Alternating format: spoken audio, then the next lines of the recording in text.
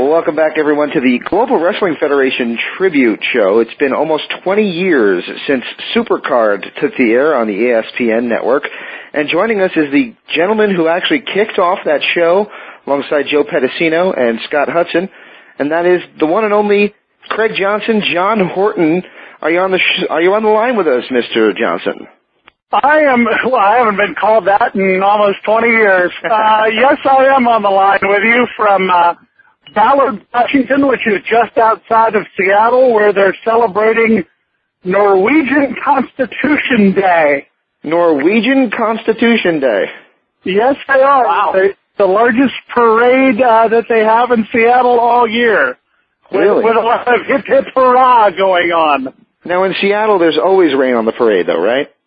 Well, it's actually the first sunny day that we've had in a couple of weeks.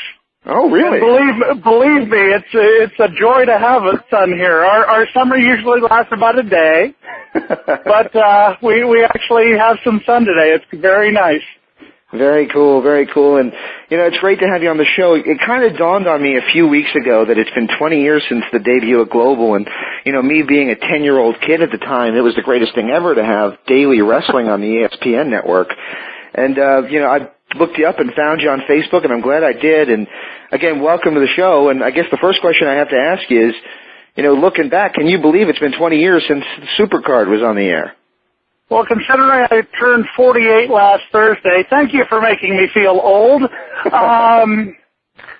It seems like it was just a couple of years ago, quite frankly. It is absolutely amazing to think that it's been 20 years. To see, obviously, some of the guys that came through our territory or came through our promotion have obviously retired, but you think of some of the people that are still around and still working. Cactus Jack, Sean Waltman is still out there, although he's been through his highs and lows. Jerry Lynn. It's just absolutely amazing to see those guys still out there in the spotlight, and we saw them when they were much, much younger. Right. And to see, even before Global, I had the chance to work with a long-haired blonde named Stunning Steve Austin. Over in the USWA. And to see him hosting Tough Enough and just seeing him sitting in that boardroom chair, knowing that I've actually worked with him as a young kid, it's amazing how we've all grown up and we've all matured in different ways, and it makes you feel older, but makes you realize that we've all been lucky to live pretty darn full lives and doing what we wanted to do. Exactly, and wrestling wasn't necessarily your thing. It wasn't going to be what you were remembered for, and I don't think that in some circles it is, but in the wrestling world you are remembered for the Global Wrestling Federation and to some degree the USWA. And how did you end up in our crazy business when you have a legitimate sports calling background? It was supposed to be a summertime fill-in job that I was going to have for 2 weeks. Wow. Max Andrews was the syndicator of a Washington Redskins show that I was producing, and I once told him that if Mark Lawrence ever went on vacation, I would love to come in and just work the 2 weeks that he was gone or whatever. Mm-hmm. And I get a phone call from him saying, well, it's a little bit more complicated than that because he's decided to retire, and we need an announcer to come in and basically work the show until we can find a replacement. Wow. So my summer was open. I was doing George Washington University basketball, and I had a summertime that was open. So I pretty much, I just bought a house in Washington, D.C., but I still had my condominium in Dallas, Texas, because that's where I had gone to school. So I moved out into my condominium and went in for my audition, which was actually the first USWA show I did. They didn't have time to put me through any screen test or anything. And Jerry Jarrett talked to me, said, "How much do you know about our promotion?" And I said, I can tell you who your tag team champions are. I can tell you what your storylines are. I've actually kept up with it through reading newsletters because I am a fan. I'm not a hardcore fan, but I am a fan, and I do know what's been going on in your storyline. So I think I can be pretty knowledgeable. But the one thing that I will tell you, Jerry, is that I would rather do this like a sports announcer would as opposed to a wrestling announcer. I don't want to come out here and try to hype things all the time. I want to call this how it is a sporting event. And he said, well, that sounds interesting. Go for it. I don't know you from Adam, so just go ahead and go for it. So that's actually very fascinating because we've talked on the show a lot about how we feel wrestling would benefit from having more of a sports logic and a sports edge to it. Is that something that you think is missing in today's wrestling product where it seems like they want to move as far away from anything sports related as possible? Well, if you're asking if I like the Michael Cole angle and does it make me ill, I shake my head every time I hear him talk. When we went into the global, and then this will kind of give you a little transition into the global thing, I talked to Pedicino and said to Joe, who, by the way, still remains an extremely good friend, I said to Joe, I think the thing that will distance us from every other promotion is if we acknowledge the history of these guys and make them into legitimate athletes by acknowledging their history and acknowledging their collegiate background and doing things like tail of the tape and doing things like legitimizing how much they can bench press, talking about what they've done if they were an All-American in college, a legitimate All-American. If they had won actual titles over in Korea, which apparently one of our guys had, and everybody always made fun of me for talking about, I'm trying to remember who it was. I think it was Stephen Dane had won a Korean heavyweight championship, and I think it was over a guy by the name of Lee Duck-Soo, and Scotty DeBody said, yeah, I had that for dinner with an egg roll. So, Scotty DeBody, by the way, went on to be Raven. Yes. For those listening. And he was one of my favorite guys to have as a guest commentator. But when we decided we were going to do that, it scared a lot of people because they said, you're going to be talking about other federations. And I said, they're there. There you go. And, you know, I'll go one better on that. I remember there was a special report that Joe Pedicino did, and he referenced, and this was later on, I don't even know if you were still calling it at this point or not, but he did actually a special report where he reported that Bret Hart had just captured the WWF Championship from Ric Flair. And I remember thinking as a fan, wow, that's kind of cool that this company, which is on ESPN, and, you know, I don't think we thought of it the way that we think of it today in ratings wars and things like that and who's number one and who's number two, but a company that is not in the WWF referencing the WWF was kind of like, oh, that's kind of neat that they did that.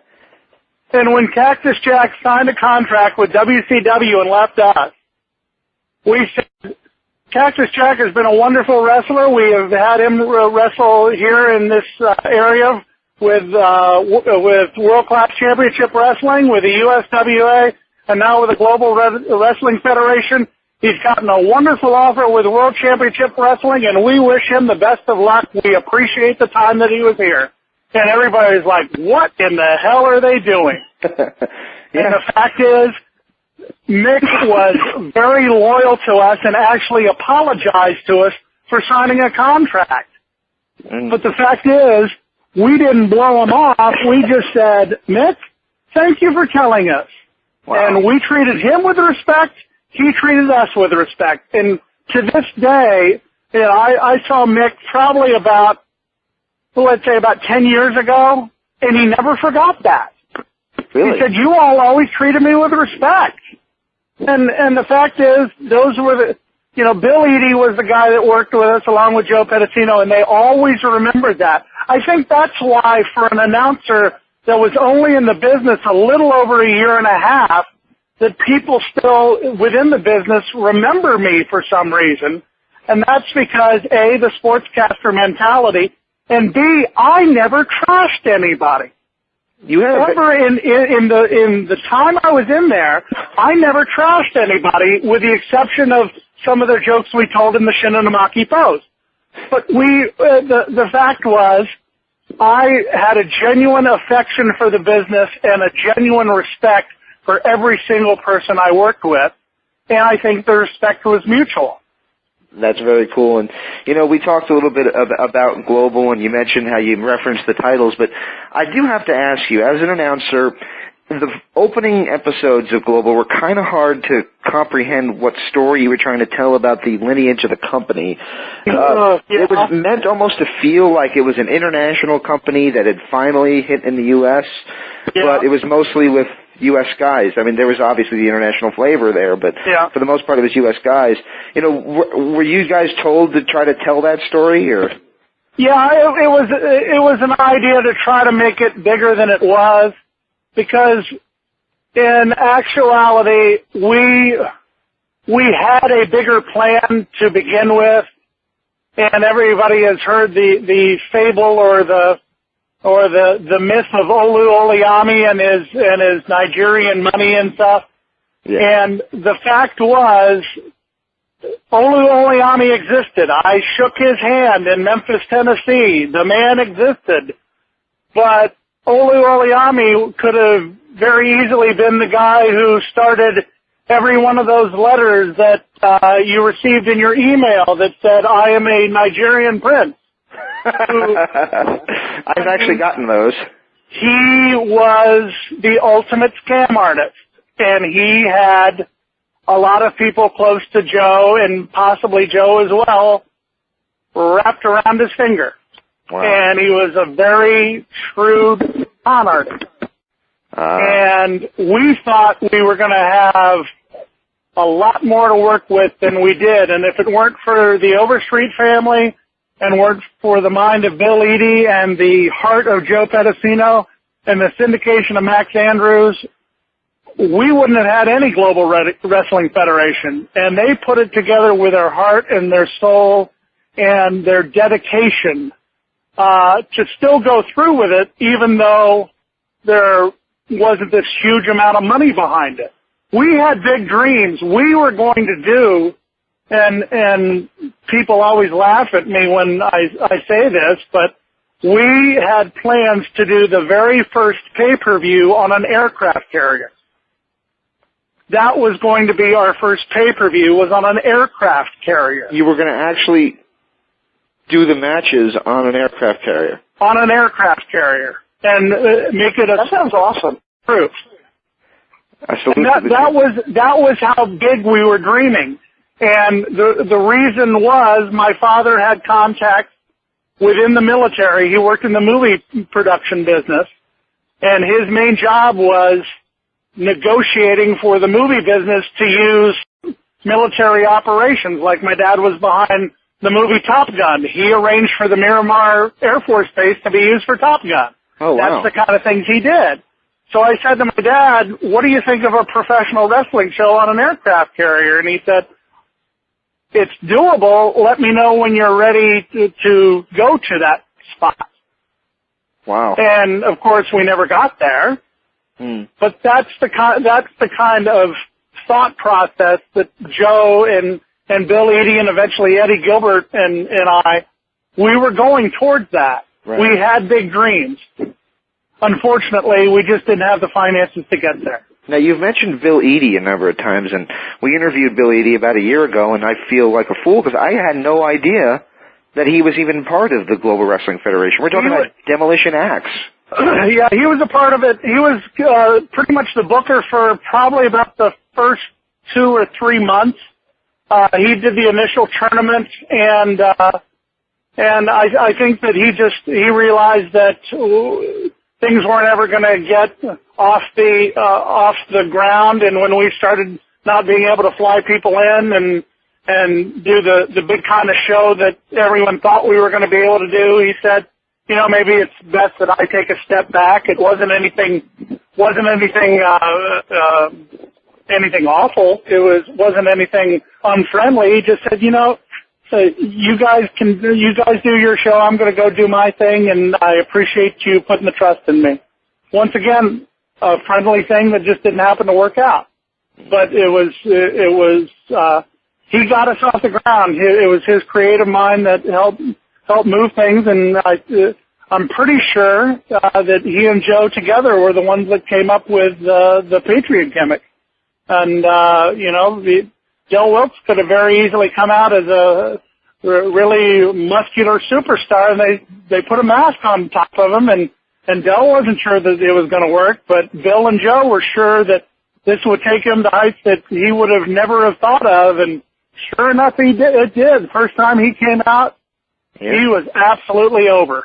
He was, and you know what? I mean, the best gimmick that I ever saw you guys do, the best feud I ever saw you do, was Dark Patriot versus the Patriot, and that was the story. There you go. I have to laugh when you said that because I did a one-man improv show a couple of weeks ago, and Steve Prazak, who played Stephen DeTruth on our show, wrote into Meltzer and talked about the fact that I was doing the show, and he said there's no truth to the rumor that the Dark Patriot has been banned from the building.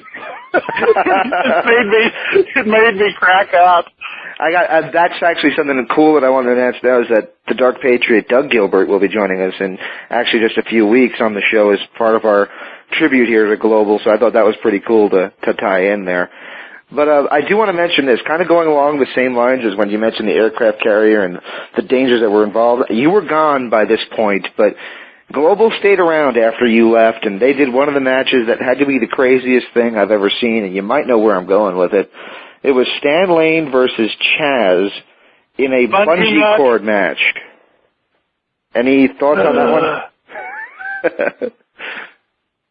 Anything that Gray Pearson had to do with probably made me sick.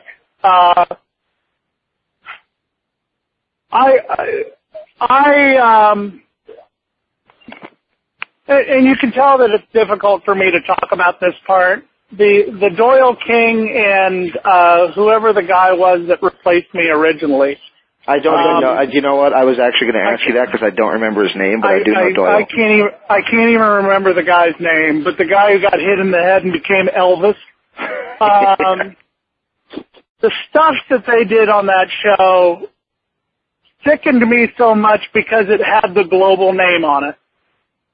Oh. And we had worked so hard to make such a wonderful show. To watch them tear it down piece by piece like that made Joe and myself sick to our stomachs. Wow.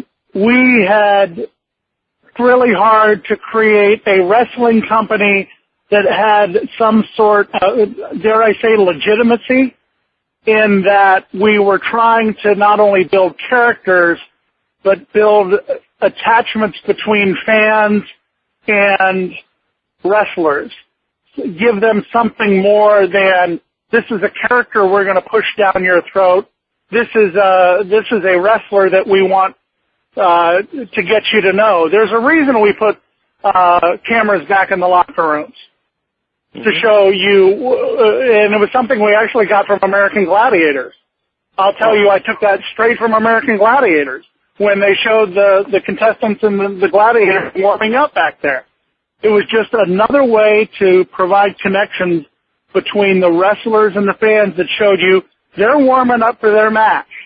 And if you think about the wrestling that you see today, what is it that you see before somebody comes out on Raw or somebody comes out on SmackDown? You see their last moments as they're walking backstage coming towards the ring. Mm-hmm. Vince wasn't doing that back then. WCW wasn't doing it back then. And they had all the production trucks and the money in the world. We had a van the size of a minivan with a switcher about the size of a laptop and 5 monitors. I mean, we had zero production ability, Yet we were pulling off stuff that all it took was imagination. It didn't take technology. It took imagination. And then to watch Gray Pearson throw most of it out the window, that sickened me. The thing and is, I don't get sickened. I don't get sickened a lot. I don't have a lot of ill feelings towards many people, but that one really got to me. The thing about that is when people think global, they, if they remember anything from the later years, it's just Maniac Mike Davis and his crazy antics. They don't remember any angles from that day, those era. They don't remember anything like that. And Mike Davis was with you guys during your time too, so it wasn't like it was anything new that they were doing. But that's the only thing people remember from them. But if they think of global, they remember the early days where people like Buff Bagwell and Rip Rogers and all of them were on the show. They don't remember much about the later years with I think they brought back Iceman Parsons and and Chris Adams and guys like that at the very end. Yeah, so I think that's true. I think you've got to remember that if you can rest easy at night knowing that most people don't remember that era of global, that's true. Thank God. Oh, man. So let me ask you this. This might be a tough question to ask, and I have to ask it. Oh, that's fine. Okay. Backstage, Jeff Gaylord approaches Eddie Gilbert and asks basically for a job, and apparently shortly thereafter all hell breaks loose, and Eddie Gilbert eventually leaves the company over the kind of things that happened. In a interview that he did shortly before he passed away, Eddie Gilbert that is, he mentioned you were there, and he said that you just honestly didn't think you knew what was going on. He just thought that, you thought it was part of a storyline. Any idea what in the hell happened there? No. Not a clue? I was delightfully oblivious. I'm the kind of guy who, and Jerry Jarrett found this charming, and Skandor Akbar found it even more charming. I said, give me the list of matches. I don't even want to know who goes over. Really? And they said, why? I said, because I want to be surprised. I'm a fan. And I said, and I can react accordingly. And for all the USWA days, I had no idea who was going to go over. Wow. And that is what helped that's what got Steve Beverly noticing me. That's what got Bill Apter starting to write nice little things about me. Because I was a fan watching along with you, and I was genuinely surprised what would happen. What a concept. Nowadays, it seems like they know everything in advance. There's no feeling that anything that they're doing is at all surprising. It's just it really is, and it's sad for me to say, but when you watch, especially Raw, because you got to put that as the flagship show of the entire wrestling business, when you watch it, it's just so formulaic. It's boring. Well, and from what I understand, I don't know. I've never worked on Raw, and I admire Jim Ross. I admire what he does. I think Lawler does a really nice job as well. I still like Jerry. Jerry is somebody that when I went up to see him in a show, God, it must have been about 10 years ago, he still remembers me and says hello. That's the nice part about it. Wow. But when from what I understand, the headsets are on there for a reason, and that's because there's no improvisation in the play-by-play there. It's pretty much, this is what you're going to talk about now, this is what you're going to talk about now, and if you're about to say something, I'm going to tell you what to say because somebody's on a headset back in the back telling you what to say. If you don't know what to say. Apparently that's why Mick Foley quit. Oh, have you ever seen the movie Broadcast News? Yeah. Yep. It reminds me of the Holly Hunter character talking William Hurt through the live special report. Here's a guy who knows nothing about news, and he comes off as a genius. That's true. And any glossy 8x10 can get up there and do that. Wow. And the fact is, the only reason that, and you all love this, and it's a guy you love to hate, the only reason that I didn't continue in the wrestling business, and there is one and only reason that I did not continue in the wrestling business, because I lived in Atlanta, Georgia. I worked in CNN Center. Whoa. Making $18,000 a year at age 30 just to stay in the television business because I couldn't get a job with World Championship Wrestling. Why is that? And the reason why was not my announcing. It was the fact that I was 6'4" tall. And Eric Bischoff would not hire me because I made his wrestlers look small. This might forget the fact that you're going to be sitting down most of the time so nobody would notice. That is the only reason I could not get hired at World Championship Wrestling. Wow. That's amazing. How tall is Scott Hudson, though? Scott Hudson's 6'2", or maybe 6'1". He eventually got hired. Yep. That's really like weird. how does that if a guy is good enough and I realized that the interviews I had with Bill Dundee I had to stoop down because he was legitimately 5'0". That's true. And when they brought in Megatron or whoever he was, not Megatron, the alleged 7-foot guy that was in WCW for a while, and they brought him in. And here he is, the 7-foot tall guy, and the guy was looking at me eye to eye, and I knew I had to stoop down and try to interview him because that was a joke. Mm-hmm. I can understand that, but there are ways to get around that. And here I was a legitimately good announcer, and I couldn't work for them. Now, as it turned out, and I'm going to do a little bragging here, as it turned out, I discovered I was a much better guy behind the scenes than I ever was in front of the microphone. Mm-hmm. I ended up winning 7 Emmy Awards. 7? For my work. 7, they're regional Emmy Awards, but 7 Emmy Awards for my work in sports television, producing local sports shows here in Seattle. Wow. I don't think I would have ever done that in the wrestling business. I might have won a Pro Wrestling Illustrated award and have Bill Apter have his cheesy grin going, "Congratulations, John," or "Congratulations, Craig." There you go. But if I had stayed in that, I wouldn't have 2 beautiful kids. I wouldn't have my wife. I would have never discovered improv. I would have never enjoyed working in college athletics, which is what I do now. You know, there are certain reasons why certain things happen. Do I miss my days in the wrestling business? Immensely.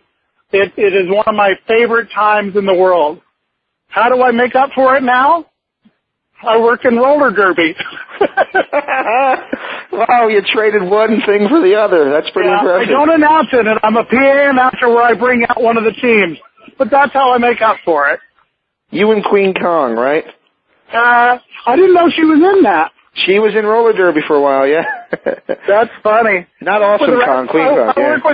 I work with the Rat City Roller Girls here in Seattle, and I'm the announcer for the Socket Wenches. Oh, and wow. I'm also the guy who does all the video work for the Roller Girls because they play in Key Arena and get about 7,000 people about. Really? So, yeah, one of the most successful leagues in the world. Wow. See, I had no idea. Yep. There you go. Well, that's really pretty impressive. And, you know, I got to ask you a couple questions about a few of the guys you met over the years that, and, you know, there's basically our version of word associations before we let you go. Okay. But, you know, it's great to hear what you're doing now, that you got 2 kids. I do as well. And, you know, that the wrestling business is just a crazy business. So I'm glad you know, the thing is, and I'll say this to you. When I was doing my show on AM radio, I had a co-host that was a diva in ECW, Francine. And every time... Ah, yes, Francine. Every single time somebody would retire, there would be this weird sensation coming from her, like how grateful and glad she was for them to get the hell out of the business. And it wasn't until she got out of the business that I figured out, oh, that's why. She's happy now. So There you go. So I'm glad you got out and you're happy enjoying yourself outside of our crazy world. But anyway, quick couple word associations. Guy that I really enjoyed growing up, and I got to ask him, he's still doing it today, a little bit lower key, but Raven, Scotty the Body at the time. How was it working with him? The funniest guy I ever worked with, both on the microphone and off. And it's with his current persona, you would never imagine that. But when he was Scotty the Body or Scott Anthony, the Palm Beach Heartthrob, of course we called him Scott Anthony, the Palm Beach Headthrob. When he and Eddie Gilbert would come out and invade the broadcast booth with me and Hudson out there, we would be laughing so hard we couldn't call the matches. And he, when Steve Beverly used to do a newsletter called Matt Watch, we could take all of the top 20 lines of the week just talking to them, because they always wanted to throw us off. They always wanted to try to figure out how they could make us stop calling the match. And I would be playing straight man to those guys, and it would be wonderful. I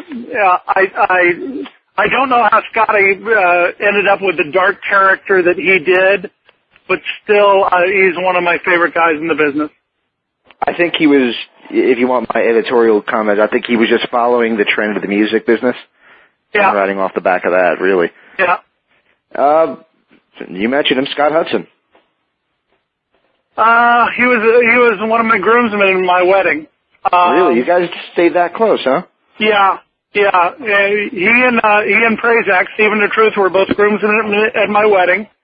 I talked to Scott all the time on the phone, and when Hudson Prazak and I got together to do the Shinonamaki Post, which I don't know if you ever knew about it, but it was like a mad magazine of newsletters.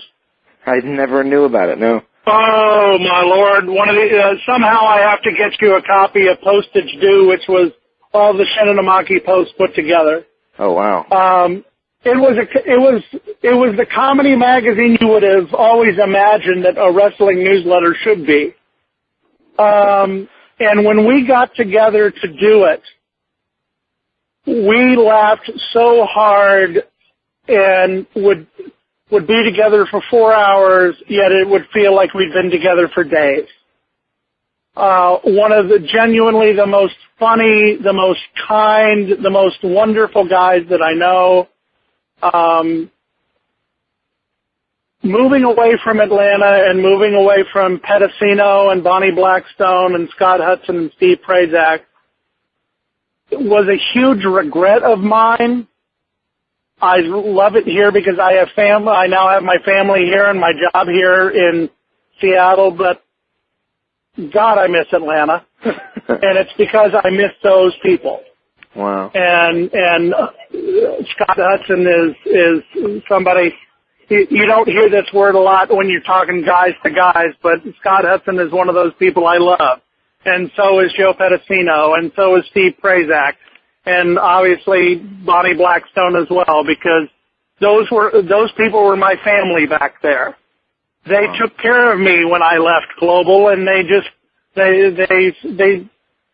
still kept me around as a friend, because they understood that I just couldn't take going back and forth there and only getting paid $200 to show up and announce despite flying to Dallas, Texas to do it. You know, I did what I could, and they understood that. And I never ever begrudged Scott for all his success. As a matter of fact, I was his biggest fan. And he did a great job. I mean, some of those, you can see some of that humor, and if you ever talk to him, if we don't get the chance to talk to him, you can see some of that humor showing at the end of WCW, and it was clear the product was on the downturn. Yeah. When he was doing shows like Saturday Night, which was ending, and also doing the Worldwide show, he would throw in some ridiculous comments in there, like sounding like the biggest mark for Bunkhouse Buck or something like that. And it was just like you would just sit there laughing and thinking, well, you know, that's just funny stuff. Even though what I'm watching isn't the greatest show ever, it's at least funny announcing. So the most fun time that I ever had in my life was when Hudson Prazak and I would go to WCW Saturday night taping in center stage, and this is still when I was with Global. And we would go with some friends of mine, and they dubbed us the Atlanta Boys, and we were infamous. We'd go in there and we would start chants that would make them edit the audio out of WCW Saturday Night. And our most infamous thing that we ever did was the night that Ric Flair returned. Uh-oh. We handed out 700 signs that said, "We want Tex," for Tex Slazenger. And when Tex Slazenger and Shanghai Pierce came out, yep, Tex Slazenger got a standing ovation. And when Tex tagged in Shanghai, the biggest boo of the night. And then when Shanghai tagged Tex back in, huge standing ovation again. We made Tex a superstar and booed his partner. That was an interesting tag team, but yeah, that's a pretty impressive that you chose somebody like him and made him a huge star. Yeah. We love creating mischief, and I once had an old girlfriend. The only time I ever saw the true you was the night that I accompanied you to center stage and watched you just let it all hang out and have fun. Wow. And that's the Scott Hudson I know. Wow. Well, man, I got to ask you one last question, and it kind of goes hand in hand with why we had you on. And looking back, you know, I know you weren't in the business that long. You've been out of it a heck of a lot longer than you were ever in it. But what do you think the lineage is going to be 20 years from even now of the Global Wrestling Federation? Do you think it'll be remembered? Do you think it'll be forgotten? What is your impression of the way the GWF will be perceived? I think show business will have, I think the fact that WWE now wants to call itself entertainment and even take wrestling out of it, I think that's the direction that wrestling is headed in. I think it's just the evolution of things, but I think it's safe to say that everything that is old becomes new again. When I was growing up, in Washington, D.C., the show that was on before Vince McMahon's WWF was roller derby. Yeah. And it died away. It went away, and then they had roller games with the alligator tank and all that sort of stuff. And it went away, never to be seen again, until some ladies in Austin decided, let's do it in an airplane hangar and make it cool again. And suddenly, little by little, in a grassroots effort, roller derby became cool again because it wasn't all the glitz that everybody had remembered the old roller derby being. And suddenly, people were enjoying it because they saw how hard the people were working. Wow. Maybe in the next 20 years, wrestling might have that sort of resurgence where they go, we've seen the three-ring circus. Let's see what it was like back when P.T. Barnum did it. And that may be where people look at the Global Wrestling Federation and said, yeah, they did it right. Let's do it like this. Very cool.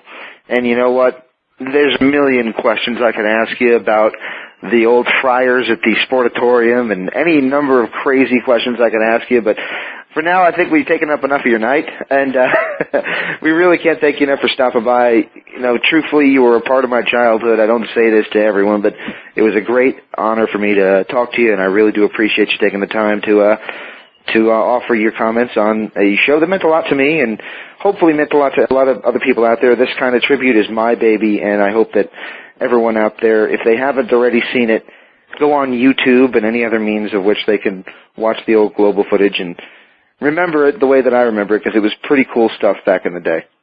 Well, it's been an absolute pleasure for me, and I hope we can tell some more stories again anytime. I'd absolutely love to do it. All right. Thanks so much, man. Enjoy the final countdown. Thanks so much. Take care. Thanks so much, John. I really appreciate it. Hey, anytime. I mean, it was a lot of fun.